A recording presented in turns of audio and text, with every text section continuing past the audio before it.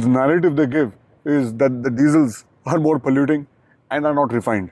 As a diesel car enthusiast, it is my duty to bring you to the other side of the story. And by the end of this video, I will prove that diesels are not only more efficient, but also cleaner when it comes to the pollution levels. And to help me do so, I have with me the G70 7 Series in the 740D trim. So stay tuned for this one.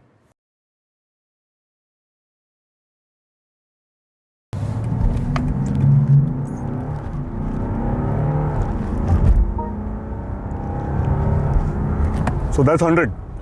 So the way the car has accelerated, it was not only smooth, it felt refined, it felt relentless, as well as it felt endless.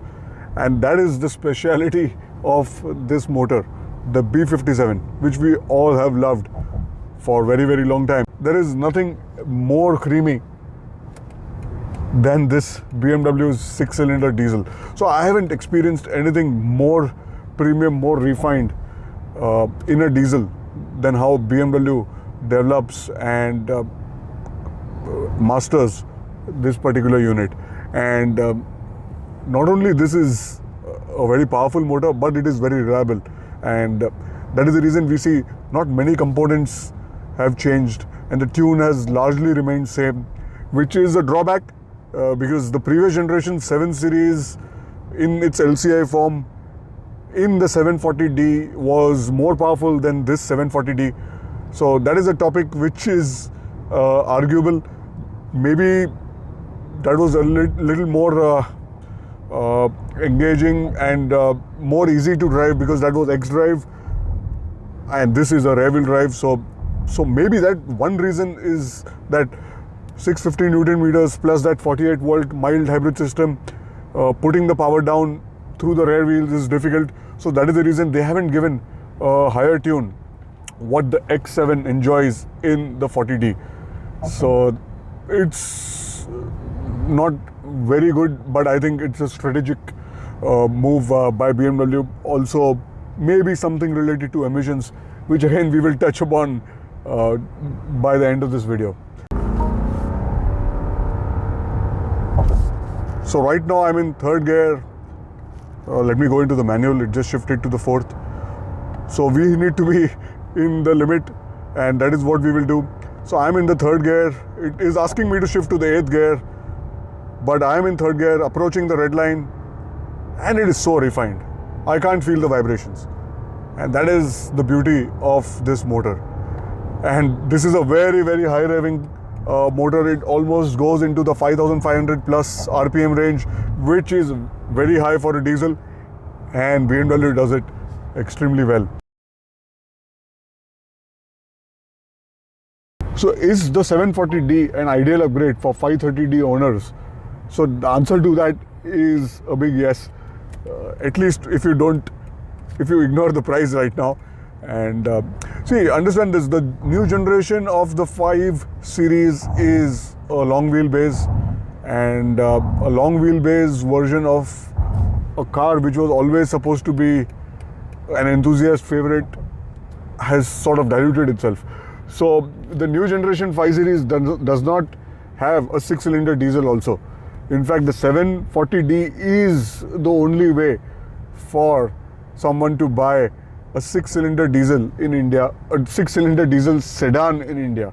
So dimensionally, the 5 Series has increased its size so much with the extended wheelbase that it is now almost as large as this generation 7 Series. And what this 7 Series does is it does a great job in handling and an even better job than what the 5 Series did with its comfort levels in the form of ride quality.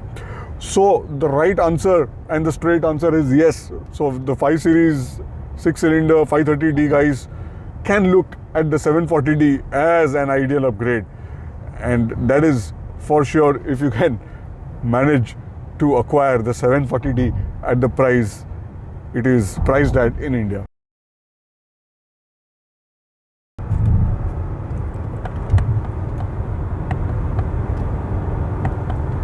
So we are going in very hot, and the 7 Series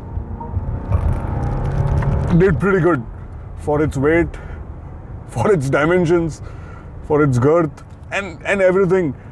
You know, you would expect the luxury barge may not be able to do. The 7 Series was able to manage things pretty much without any drama.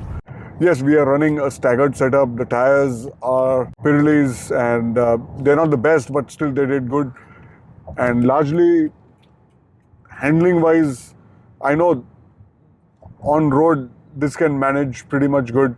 You remember the Transporter series, when you need to transport things, it was the 7 Series and Part 1. And that car did not really need to be on the track. So same way, this is good for the road when you're traveling interstate, highways, expressways. This is very good for that demand. And track, what track? You don't really take your 7 Series to the track. So anything, any talk on handling a 7 Series on a track or anything more engaging, you know, it's not the use case scenario what the 7 Series is designed for. It is designed for ride quality, it is designed for traveling in comfort and at very high speeds, which it does with the help of the 740D. So handling is good enough, but the ride quality is a charm, and this is for sure a step better than the previous generation. So the question is, this or the S-Class? So we need to understand that the G70, this generation, the 740D has been around for a couple of years, and the S-Class has been around for longer. The S-Class has not really managed to have its own identity because unfortunately or fortunately, it looks like a larger, extra large version of the C-Class, because the C-Class looks like the S-Class, and the interior wise also they are very same.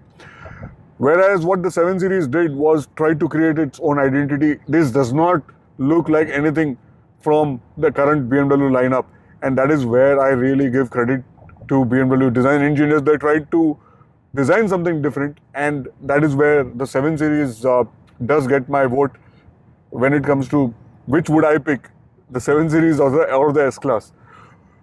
But there is a bit of a rider here. We know that the new generation S-Class has been updated now. Very soon in India, where there will be a facelift version of this current generation S-Class, and that is having an updated interior also, which distinguishes itself from the C-Class. But unfortunately, it coincides with the E-Class interior. So there are some riders here and there, so you need to pick the car which is as per your needs.